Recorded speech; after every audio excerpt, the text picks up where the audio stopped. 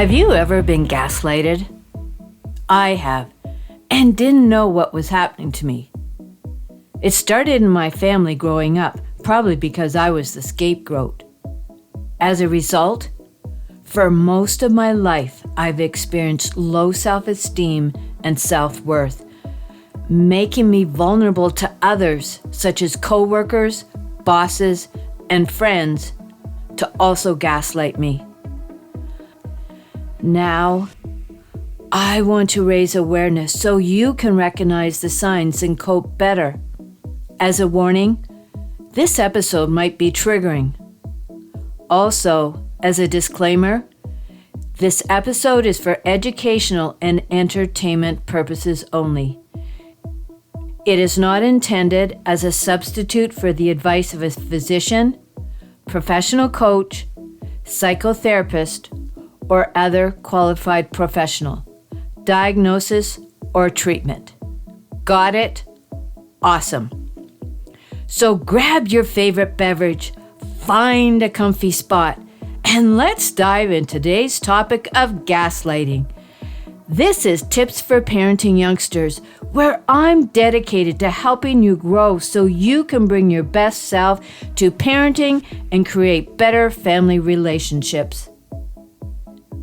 If you're ready to invest in yourself, hit that subscribe button. New episodes drop every Thursday.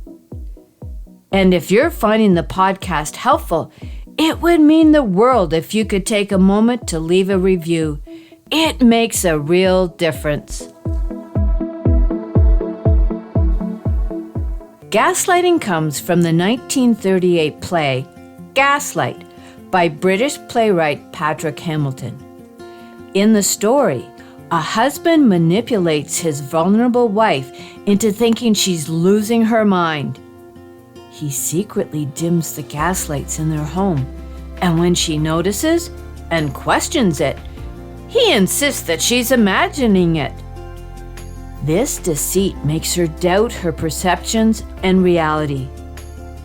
The play became widely known after it was adapted into 2 films in the 1940s, especially the 1944 version starring Ingrid Bergman. Since then, gaslighting has come to describe any form of psychological manipulation.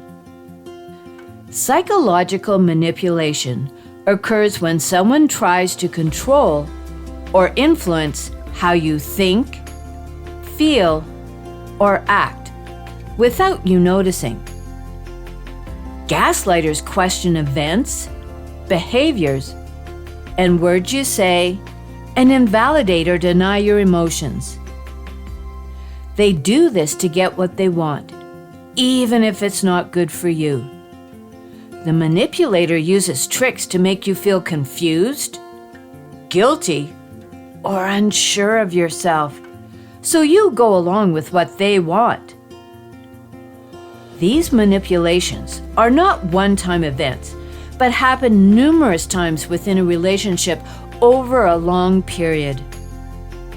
Eventually, the gaslighted person doubts their experiences and judgments and questions their memory.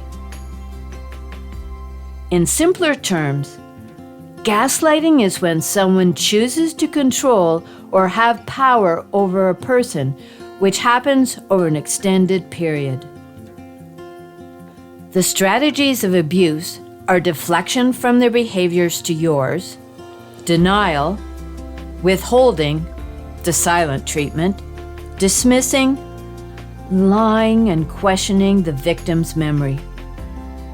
For example, if you tell a friend that they hurt your feelings and they say, "You're being too sensitive," or "That never happened," they are gaslighting you. They're trying to make you question your own experience or feelings, so you end up doubting yourself. Ultimate phrases of a gaslighter are, "I'm just kidding," "You're too sensitive," and "Can't you take a joke?" Gaslighting doesn't just make you question the event itself. It makes you question everything. According to Dr. Ramani Durvasula, a clinical psychologist, gaslighting is a complex process that happens over time. Here are the steps. Step 1. The person gaslighting you takes advantage of your trust in them, whether a parent, a family member, a spouse, or a boss. It is a relationship that matters to you, and you trust them. In step 2, the gaslighter denies your instincts, perception, and judgment of the situation, saying, "No, I didn't get that text," or "I don't remember saying that." Step 3 is when the gaslighter hits home by questioning your mental stability. They convince you that there is something wrong with you. You're crazy. Or there is something wrong with your memory. They start convincing you that there is something wrong with you in such a way that makes sense. They also invalidate your feelings, saying you have no right to feel that way and making them judge and jury. Step 4. They repeat this process until you start to doubt yourself. Did I really say that? Or, did that really happen? You become dependent on their reality because you doubt your own. Step 5. The gaslighted person has been gaslit so many times they give in to the gaslighter's reality. Ultimately, gaslighting is a brainwashing process. You lose the sense of you, who you are, and what you are to the world. And there's also a possible step 6. The person being gaslit begins to doubt themselves so much they self-gaslight. Maybe I am too sensitive. I need to be stronger. I am dumb. I better double and triple check myself because my memory isn't the best. Self-gaslighting also appeases the emotionally abusive person in that the gaslighter gets to keep their power, but their victim avoids the rage from them. Self-gaslighting is a byproduct of being gaslit so many times you do it without even thinking, which slowly erodes your self-esteem and self-worth. People gaslight for different reasons, but usually want control or power over someone else. Here are a few other reasons why someone gaslights. To avoid blame. They want to avoid taking responsibility for their actions, making others doubt their memories or feelings. To feel powerful. To feel in control and more powerful by confusing others or making them question themselves. And third, to protect their lies. They gaslight others to hide their lies, making it harder for anyone to figure out the truth. And to make you dependent on them. When people feel confused or unsure of themselves, they depend more on the person gaslighting them. This dependency makes it easier for the gaslighter to get what they want. There is a distinction between lying and gaslighting. When someone lies, they're simply saying something untrue. For example, you text your friend about meeting up at the mall. They reply, "Sure, I'll be there at 4, but don't show up, and lie about why they didn't. Their kid was sick, or whatever. They're lying to avoid getting into trouble. They aren't saying they didn't get the text, nor do they make judgments on your mental stability. Gaslighting, however, is when someone not only lies, but also tries to make you doubt what you know or feel to control or confuse you. Using the example just given, You text your friend about meeting up at the mall. They reply, "Sure, I'll be there at 4. Later, when they don't show up, you ask why they didn't come. If they say, "I never agreed to meet you," and ignore the text you show them as proof, that's gaslighting. They're not only lying, but also trying to make you doubt your memory and question what happened. Even with proof, a gaslighter will not take responsibility. So lying is just telling something untrue, while gaslighting tries to make you doubt your memory, feelings, or reality on purpose to keep control or avoid blame. If you've been gaslit, protecting your feelings and self-worth is vital. Here are some steps you can take to help you feel empowered and certain. Trust your feelings. Remind yourself that your feelings, memories, and thoughts are real and valid. Don't let anyone make you doubt yourself. Whatever you do, do not say anything to the person who is gaslighting you by calling them out on gaslighting. Do not engage anymore with that person. If you engage, they will keep at you until you look unhinged.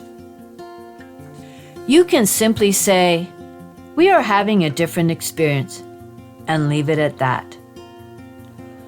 Write down what happened. Journaling events, conversations, or how you felt can help you remember what happened, even if someone else tries to twist the truth later.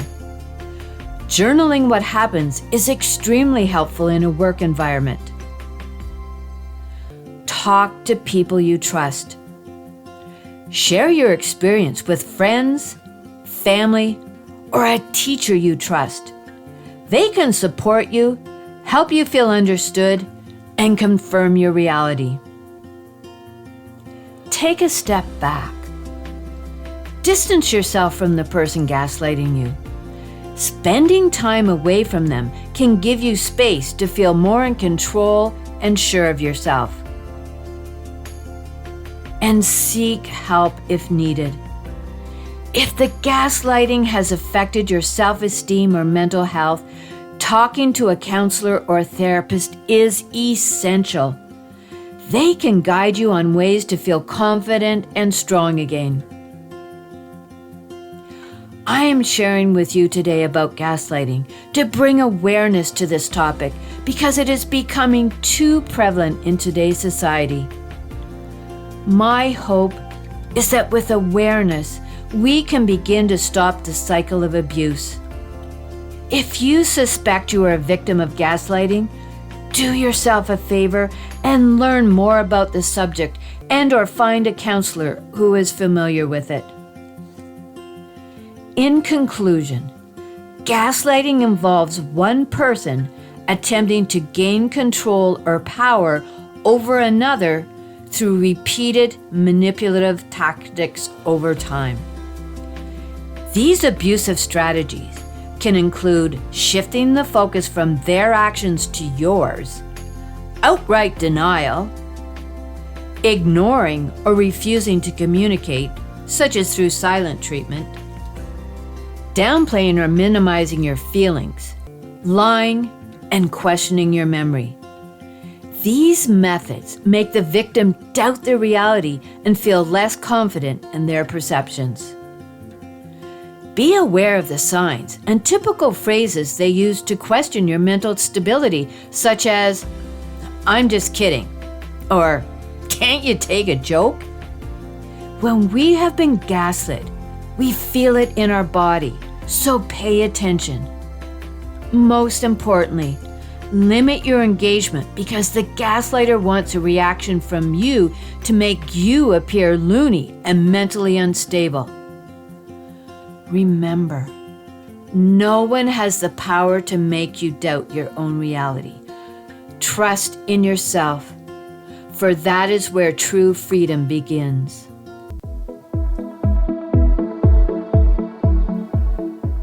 Thank you, listeners, for embarking on this journey with me today.